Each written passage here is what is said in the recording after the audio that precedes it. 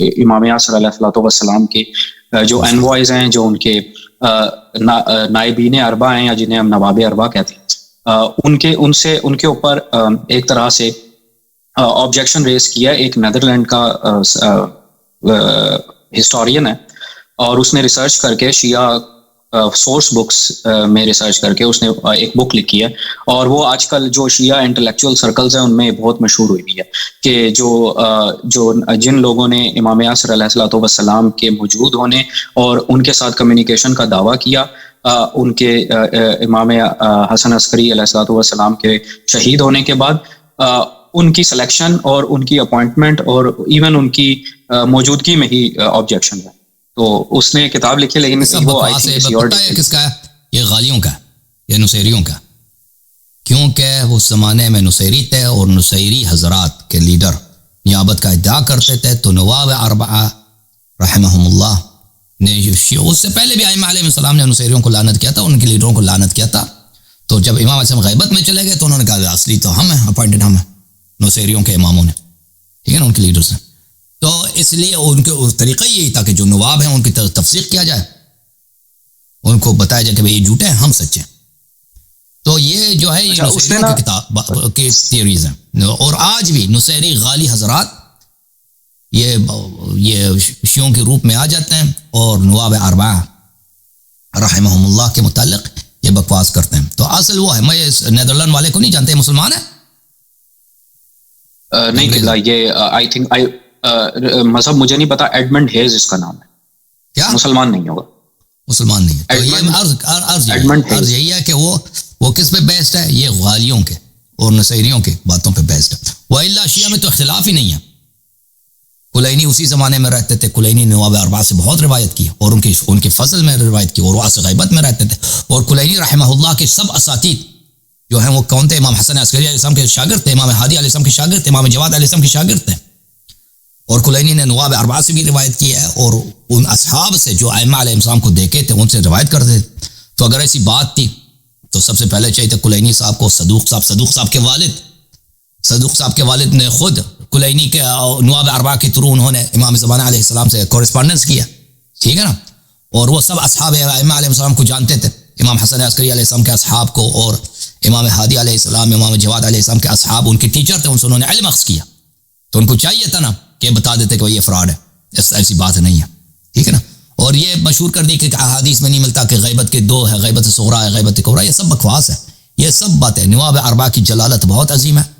اور اسی طرح اور اس میں کوئی نزاع ہے ہی نہیں. نواب اربعہ میں، شیعوں میں کوئی نزاع ہے ہی نہیں، صرف غالی کتب میں اور غلات میں لعنت اللہ علیہ، نصیریوں میں، ان کی کتابوں میں وہ صرف نواب اربعہ نہیں ہے، بہت سارے اصحاب ہیں ائمہ علیہ السلام، ان کے کتابوں میں بکواس موجود ہے. اور جس نے بھی غلو کے رد میں حدیث نقل کی ہے وہ اس کی تفسیر کرتے ہیں کہ یہ فاسق، یہ فلان برا آدمی تھا. اور جو بھی وہ فاسق غالی جن کو ائمہ علیہ السلام نے لعنت کی ہے وہ اس کی تعریف کرتے ہیں، ٹھیک ہے نا. یہ نصیریوں کی مصیبت ہے. یہ نصیری ان کی کوئی عدد بھی نہیں ہے، لیکن یہ ہیں ادھر ادھر. ایران میں کچھ نصیری، اور کچھ شیعہ بھی ہے جو نصیری بن گئے نا، کچھ شیعہ بھی ہے 12 امام وہی نصیریوں کی باتوں میں آ گئے، نصیری بن گئے. تو یہ نہایت جاہل طبقہ، ان کے پاس کچھ علم کچھ بھی نہیں ہے. تو یہ باتیں جو ہیں یہ بکواس ہیں، یہ ان پہ آپ دھیان نہ رکھیں. اللہ آپ کو سلامتی دے میرے بھائی. Thank you sir. اچھا ایک اور بات میں جی سر. اچھا جسٹ اسی کے آخری جملہ میں کہنا چاہتا ہوں کہ وہ بیسیکلی غیبت النعمانی اور رجال کشی اور ان سے وہ آرگیومنٹ لے کر آتا ہے. لیکن اچھا کوئی بات نہیں، صرف ڈسٹورٹ کر کے اور بہت ساری جو اس کے اگینسٹ ایویڈنس ہے اس کو پیش نہ کر کے آپ یہ تو طریقہ کار ہے بھائی واردات کا، ٹھیک ہے نا بھائی. وہ تو میں کچھ بھی ثابت کر سکتا ہوں. اگر میں ایویڈنس جو میرے خلاف ہے میں اس کو پیش ہی نہ کروں، غائب کروں، کیونکہ لوگوں کو تو پتہ ہی نہیں ہے. عام جو آدمی ریڈر ہے اس کو تو پتہ ہی نہیں بھائی کہ کیا ہے اس مسئلے میں، پورا جو پکچر ہے وہ کیا ہے.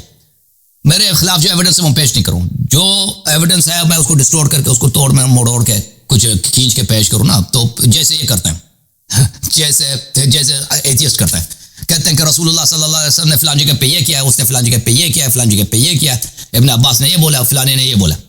وہ حدیث دیکھو تو جب کھولتے ہیں نا تو اس کے مقابلے وہ یا تو جماعت عمریہ کی حدیث ہے یا وہ جماعت عمریہ کی حدیث بھی ہے، اس کو ڈسٹورٹ کیا ان لوگوں نے اپنے مرضی کے مطابق. اور اس کے مقابلے میں جو دوسری روایات ہیں ان کو ان لوگوں نے چھپا دیا تاکہ ان کا ایک ایسا نیریٹو بن جائے کہ پیغمبر صلی اللہ علیہ وسلم نے بہت ہی برے کام کیا, فلان جگہ پہ فلان کام کیا, فلان جگہ پہ برے کام کیا نا. تو اس طرح اگر کھول دیں نا کہ جھوٹ بولنا جائز ہو, ڈسٹورٹ کرنا جائز ہو, اور آپ کے خلاف جو ایویڈنس ہے اس کو چھپا دیں, تو وہ تو آپ بہت کچھ بنا سکتے ہیں بھائی, بہت کچھ بنا سکتے ہیں. جیسے ایتھیسٹ کرتے ہیں اور کچھ بیوقوف ان کی باتوں کو مان بھی لیتے ہیں کہ بھائی جو ہاں آپ نے یہ ہمیں بتا دیا کہ بھائی کہ اصل قبلہ جو ہے پیٹرا میں جارڈن میں. وہ سنا ہے وہ کہانی آپ نے کہ مکہ نہیں ہے, اصل قبلہ جارڈن میں. سبحان اللہ, پیٹرا میں. جی سر, جھوم جاؤ, پرواز کرو, کیوں فخر سے سر اٹھا, کیونکہ اللہ تعالیٰ نے تمہیں انتخاب کیا, صراط حق پر صرف تم ہو, صراط ایمان پر صرف کیا, کیونکہ اللہ تعالیٰ نے تمہیں انتخاب کیا, صراط حق پر صرف تم ہو, صراط ایمان پر صرف